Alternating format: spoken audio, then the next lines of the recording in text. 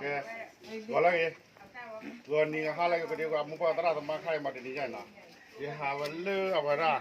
ta lo to ni ju ko le pwe se thao na pa ma kha le bo da ke nyo ko yu bo tho ma na ke kho jo ju ko da cha ta wa li do du thai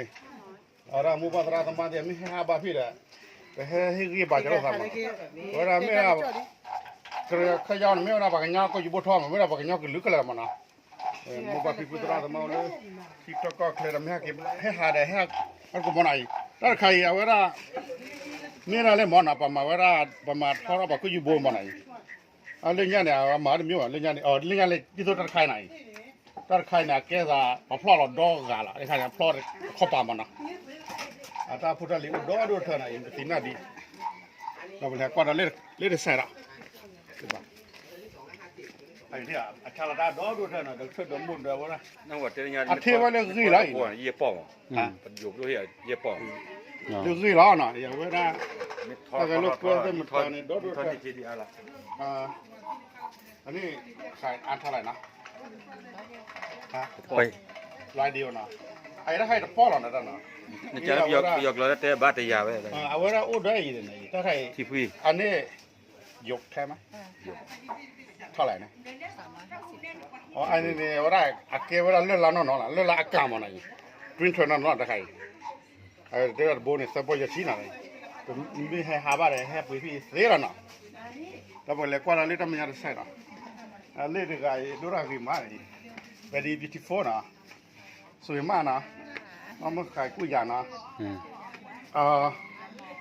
ยำอันนี้ยำเมานะไอ้จะสิเล็กก็วิจารณ์นะอีกปุยสิขาดโคตรอันนี้เท่าไหร่ครับอันนี้ไก่40 บาทพูดภาษาพม่าได้นะอันเด่นหน่อยเดี๋ยวเราไปยกยาเอาไว้เนี่ยอันนั้นจะเป็นเลี้ยงปลาไหมนะลิซต้องบูดียาเลยต้องบูดียาไอ้ดาวอยู่ไหมมาโคชิวะก็สิพูดแล้วก็วิจารณ์นะบางครั้งสิพูดก็วิจารณ์ชาดามีโซ่ยังไงถ้าเราต่อยโอ้ยก็จะได้บุญมาไม่ได้ก็วิจารณ์นะแนวสองก็เสียเท่านะเสียเจ้านี่ฮะความเป็นการไม่ฮะแค่บาปตาเราไว้อีน่ะนี่บาดเจ็บรถระอันนี้โฆษณาขึ้นนะนี่โฆษณาเดียวมาเยอะนะบอกกันเลยว่าเล่นทำยังต่อแล้วนะเล่นต่อใส่กระจายรถอะไรพันกี่อย่างนะนี่ต่อยังบ้างเปลี่ยนแต่เล่นหน่อยกว่าที่เปิดได้ก็ว่าเปิดได้มาซาจ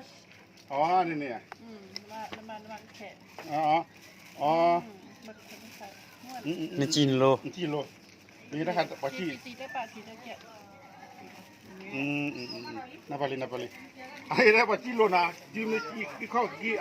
ปัดอะไรนี่นะบ้ากันนะนับเปลือกไก่ข้าวแม่ได้นำมาแกไอ้ในหลังโดมีโอ้นะนับเปลือกข้าวแม่ได้มาจีฟูกิติพูนจีฟูกิติพูนจีคนมันนับเปลือกข้าวยาปะชีโลพานุมันเปลือกยาใช่เรื่องนั้นเกี่ยวกับเรื่องนี้เท่าไหร่จ๊ะเนี่ยตะปกว่าดอกบัจีบอกอะไรผมนี่จีนกี่มาเลยเดี๋ยวไม่บ้ากันอะไรเลยปุ้ยจีได้ก็หลังเนี่ยแล้วถ้ากันมาเนี่ยก็หลังเด็กมามึงมีมาอัตลอดมาว่าอีบ้านไม่ว่ามาไปละไม่มาไปละมาปกติเราไปก็ไอ้เด็กพ่อยชี้น่ะเด้อละ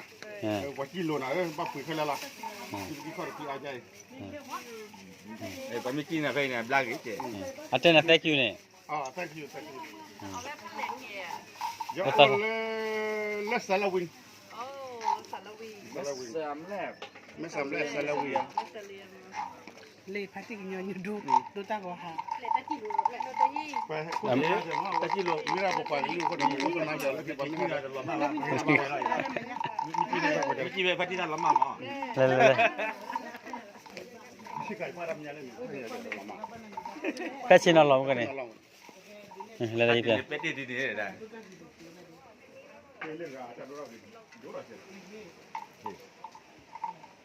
มึงเอาลูกกินเหรอมันก็มาละนี่มันอุบแบบนี้เลยล่ะทำนี่ขี้ชิบเลยเฮ้ยบาลีลูมินิบเลยลูมินิบเลยเลยก็เตะก็เลย นั่นเป็นเลย ထားတာကျန်တာတည်းမကမောတူတူထားတာရတော့ ก็เลยนะก็เลยถ้าใคร ဒီမှာပွေး ไปสีนะ လဲလာ ไอ้น้ำมันเนี่ยถ้าปุ๋ยเนี่ยบนได้ชีวิตเลยครับ la laก็ละไปกูมาบ้านอย่าพุ่งมือตียางว่าจะไม่นี่วะถ้าปุ๋ยนี่อย่างไรถ้าปุ๋ยอย่างไร คูเล่ๆล่ะ สิมาไอ้เท่าไหร่ครับนี่แหวนนั่นนะ200 บาทเราไปดูอย่างไรค่าในคลิปพ่อจะแล้วนะ อ่ะยินเลยปุ๋ยเลือกถ้าลูกกงกับอ้อมเป็นตอนถ้าพ่อจะชิ้นใหญ่ นี่ฮะ ဟော เลือกโมโดเนี่ย แกไปเลยเราซื้อมาจะมาต่อแล้วเนาะ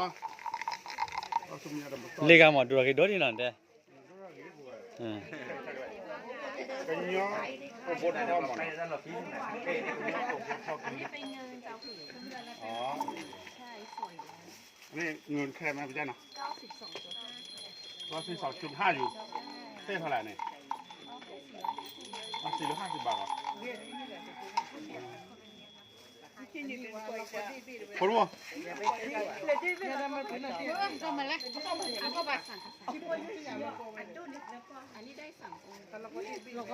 ลูกก่อนถ้าใครเนี่ยเอาว่าเพชรจีนอ่ะเพชรจีนนั่นก็ได้ทำอะไรกันอย่างนี้ตัวเปล่ามั้งก็มันก็ได้นี่รีบอบได้ดิใช่ไหม လူပေါ့လဲ รีบอบเลย ဘာမှဘာမှ ที่บดพ่อเราเนี่ยมันแค่หมกเอาได้นะ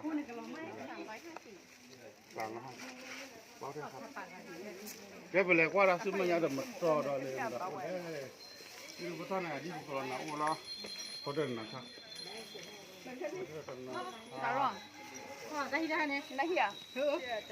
มึงเอามกโลมึงเอามกโลเดียวมึงอ่ะมึงเพิ่งเอามกโลแหละ တော့လာပါ เนี่ยไอ้คาลีบัตรคาลีมกโลถ้าว่าถ้าพ่อพ่อโอ้มาตัวโล ချိုးတာဟမ် ไม่รู้เลยไม่ควักว่ะแค่การไหนไม่ใช่การอะไรว่าการอย่างนี้ว่าดีกว่าการวันไหนภาษาวันไหนกว่าเนาะ ထဖို့ကေးမိုင်ထဖို့ပလလာအဲမှာ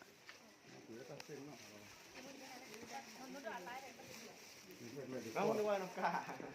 เลยจะลูกกอจะที่แล้ววะที่ขาดีที่พี่ตาจะพูด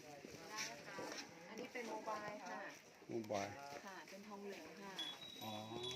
ตัวบ่อันนี้อันเท่าไหร่นะ 50 บาทค่ะพี่ 50 บาท ใช่ค่ะ แล้วมาค่าใด มาจากที่ไหนคะ แม่อาหารไม่เสลียง มาสุดแล้วโอเค นั่นใครนะเราว่าตอนมาเวลามีเวลาบอกว่าโลซาบนะพอโลซาบอกว่าเว้ย มากันเยอะไหม เดี๋ยวก็ปุยเชียว เต็มคันรถเลย มาลดเลยเหรอ ปุยเชียวก็ค้านะ มา เอาไว้มีอะไรเวลากันเงี้ยกดท่อนะ ใช่ไหมมาเมื่อเช้า เวลาเป็นเงี้ยกันลื้อแล้วนะโอ้ยเลยเวลาเป็นเงี้ยกันลื้อดูกระเทเลล่ะเอาไว้มือไปยอกไว้เลยเป็น อัน ดั นี้ ง เป็นกำไรนินค่ะพี่ เคยมาไหมที่นี่ มาลมมันเจ้า เป็นเมือนเตื้อเนาะ พี่แหละ กี่ล่ะ อ๋อ 3 ปีที่แล้วอ่ะ 3 ปีที่แล้วโอเค มือเจ้าซิดซีมาเตี้ยนะโอ้โหนะ ว่าด อ๋ ม อ มวย โอ้ดมู สูตรเองเสียงค่ะ ถ้าแกแล้วว่าต้องขาดดอกชงอ่ะ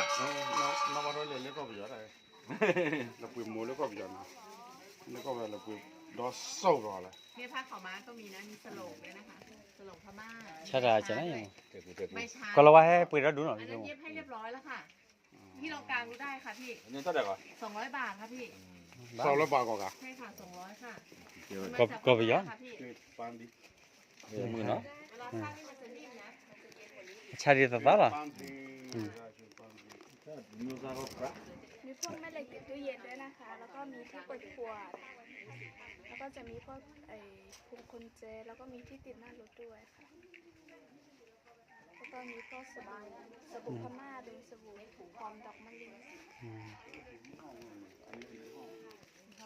ဟမ် เราก็เชื่อตัวหรือว่าตัวเหลือ ဒီခုတပိုင်အိုခိုင်းတော့ แล้ว โอเคได้ค่ะมีอะไรนะ เป็นคนไทยอ่ะไปสอนหนังสือที่ศกเมยอ่ะเป็นคุณครูอ่ะเขาใส่ไม่เป็นเขาเห็นคนอื่นใส่ก็อยากใส่อ่ะเขาก็เลยมาซื้อ ไว้อยู่คลิปป่ะ อย่าไอ้นี่ไม่เอาเหรอใบชาไม่ได้กินเหรอชาอูหลงแก้ความดันแก้เบาหวานค่ะไขมันในเส้นเลือดเอาใส่น้ำร้อนอ่ะ อากาศหนาวๆว่าเป็นหวัดอะไรเงี้ยกินได้ ที่เราบินนี่นะ ใส่ลงตรงนี้ได้ไหมเพราะถุงใหญ่อยู่โลกร้อนโอเคดู ตับเละ